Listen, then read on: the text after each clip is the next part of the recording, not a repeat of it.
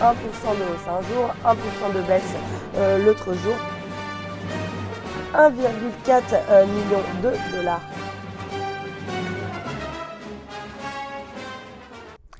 Bonjour, bienvenue sur Mon Financier. Nous sommes le mercredi 8 juin et les semaines se suivent et se ressemblent. L'économie mondiale devrait connaître une croissance anémique en 2016. Alors la chute du prix des matières premières a déstabilisé les pays émergents.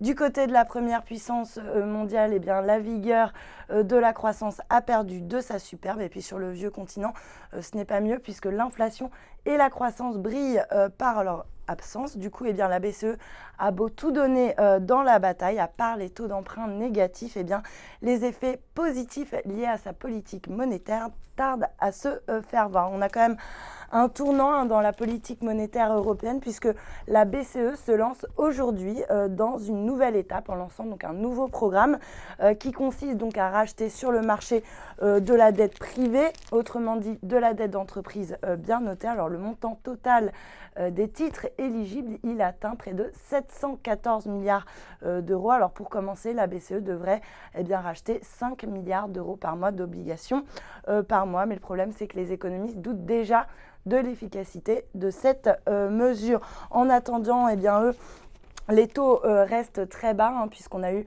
un rendement moyen notamment sur l'emprunt d'État allemand qui est tombé pratiquement à zéro pour l'échéance à 10 ans. Alors après la Suisse, l'Allemagne est donc le premier pays européen à avoir des taux négatifs sur quasiment toutes les échéances et même jusqu'à 10 ans.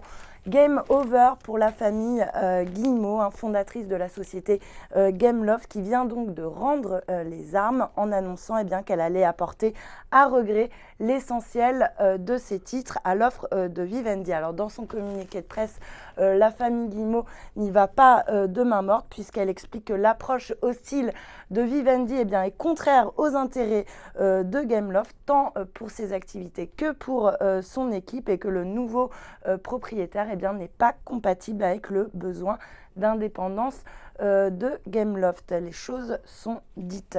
Girl Power aux États-Unis, le dernier Super Tuesday qui se déroulait donc hier dans 6 États américains, a sifflé la fin de la partie. Hillary Clinton, donc candidate démocrate, a désormais le nombre suffisant de délégués pour s'assurer donc la nomination. Le vrai affrontement entre Trump et Clinton va pouvoir commencer et ça ne va pas être beau à voir. Une étude publiée dans Les Échos et Le Figaro sur le nombre de super millionnaires dans le monde. Alors 1% de la planète détiendrait près de 47% de la richesse accumulée dans le monde. Et puis sans surprise, ce sont les États-Unis qui font toujours le plein avec près de 8 millions de millionnaires, suivis par la Chine avec 2 millions. Et puis on termine avec la revanche de Jérôme Kerviel. Alors les prud'hommes ont rendu un jugement historique hier puisqu'ils ont condamné la Société Générale à verser 455 000 € à l'ex-trader pour licenciement sans cause réelle ni sérieuse. La justice a en effet estimé que les faits qui justifiaient son renvoi étaient prescrits au moment de son licenciement. C'était en février 2008. Voilà pour le morning. Passez une excellente journée.